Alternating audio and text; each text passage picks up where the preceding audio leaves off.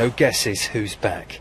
With blankets of snow and winter's blizzards in the back streets of West Yorkshire, welcome to spring 2013. It's meant rush hour became a crawl, with roads closed from Cumbria to County Durham. Well, there's not what to do about it, is there? Just crack on. Until it comes, people don't realise just how bad. A day to take it easy on the roads. Definitely, yeah, definitely. And for good reason. Ice was the problem for this driver near Leeds. Just very slidey. Next thing I knew, I was going over the road, I almost hit something, veered to avoid hitting something, ended up in the ditch. And as hundreds of schools closed, parents needed to think again. When did you find out your school was closed? About 7:30 this morning. So you need a plan B? Yes, a little bit. Grandma comes in handy. Now we're told this cold snap will get worse before it gets better. The snow came down quickly here in West Yorkshire. We've got around 5 to 6 inches. We've now got strong winds and blizzard-like conditions, and more snow is on the way. Right now, this seems like a cruel joke. Spring is trying, but winter isn't going anywhere yet. Ed Thomas, BBC News, Halifax.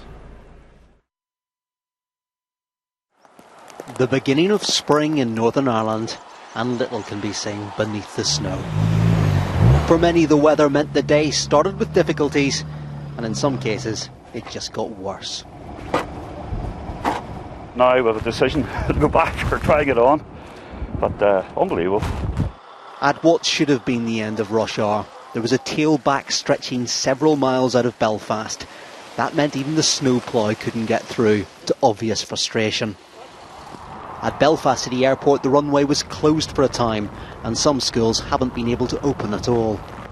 Outside school this morning, I was there at 6:30. We had drifting snow blocking the road, so very impassable, very treacherous conditions. It's not just the snow, the sleet and all of this slush that remains.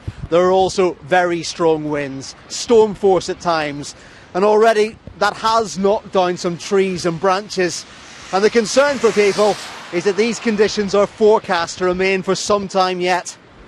And already there are tens of thousands of homes in Northern Ireland without electricity. Well, as you can appreciate, these are quite difficult conditions for our staff to work in.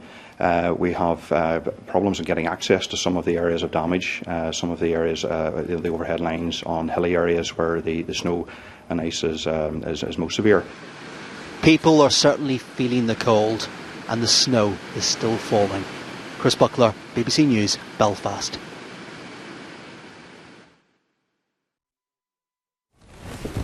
The places are set, everything ready for a white wedding.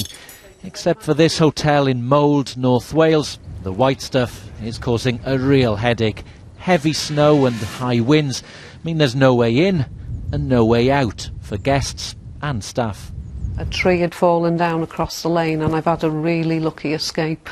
It looks as if I'm going to be sleeping here tonight, but on the plus side there's 15 sumptuous bedrooms that I could choose from. There are plenty of people going nowhere fast. By the time the gritters arrived this morning, there was little they could do. While some drivers have abandoned their cars, others haven't even bothered leaving home today, knowing there's no chance of getting to work in these conditions. That includes the Evans family. Their village school is one of 200 in Wales closed by the snow. Their Easter holidays have started unexpectedly early. Well, I've been in cancelled work because I can't get there. I'm due in shortly. I don't think I'm going to be able to make it looking at the way the snow's coming down. And the kids have got the day off? Yeah, school's shut. Good! Good for snow fights, treacherous for mountaineers.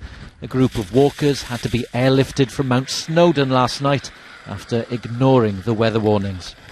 Back at the hotel, they're dealing with the heaviest snow here for 20 years, but they're determined it can't get in the way of the bride's big day. Hywel Griffith, BBC News, Mold.